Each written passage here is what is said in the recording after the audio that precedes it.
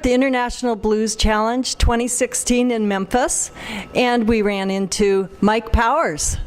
And hi, Mike. Hi there. I understand that you won a prestigious award today. Right, I'm with Yellow Dog Records, and the label today was awarded the Keeping the Blues Alive Award. That's awarded each year to a sort of a class of individuals or organizations who have helped advance the blues. And really, I'd consider it to be an award for our artists. Can you tell us a little bit about the genre of your record label? Sure. So Yellow Dog Records is we consider ourselves to be broadly a roots music label. So we have elements of blues, folk, soul, Americana, some jazz, and really everything we do has kind of a blues base, but mixing in those other elements together with blues or with kind of cross-genre styles. That's where I feel like you really start to get some interesting new types of sounds that are still faithful to roots tradition, and that's what really perks up my ears. Can you tell us a little bit about your artists on your label? Sure. We've been around almost 15 years, and in that time we've had I think 30 or maybe 33 Blues Music Award nominations for artists like Eden Brent, Mary Flower, The Soul of John Black, Cassie Taylor.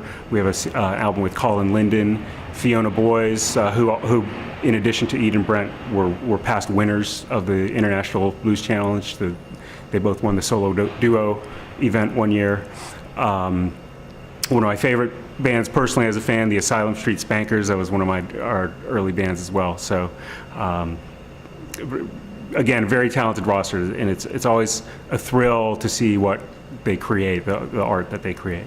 Elements of blues are in every kind of American music, modern, through vintage through modern, even today. So I kind of told us a little anecdote about driving in the car with my kids, and they had picked some pop music, and there was a song called "Hey Mama" by David Guetta and Nicki Minaj, but it had this background little musical quote from a Nina Simone song.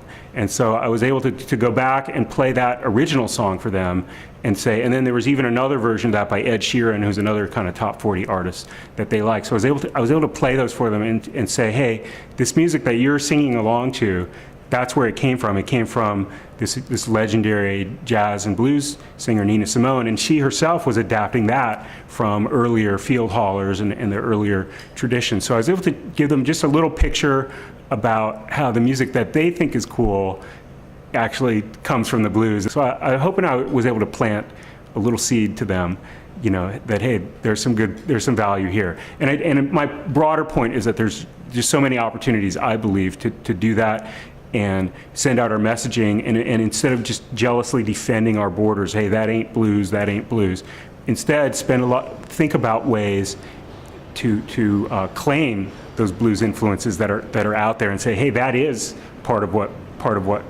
our heritage, and that is part of the blues heritage. That does come from us. Instead of that ain't, I want to say that is. Find ways to do that and make those connections for everyone. It's so true. Just like planting the crops years ago, how they planted those seeds, we're planting the seeds in the minds of our young people today, and they're going to carry that forward and really evolve into music that you hear today from the blues and the history of this region. Keeping the blues alive, that's what Memphis is all about, and that's what Yellow Dog Records is deserving of your award today, and we thank you very much. Thank you. Thanks.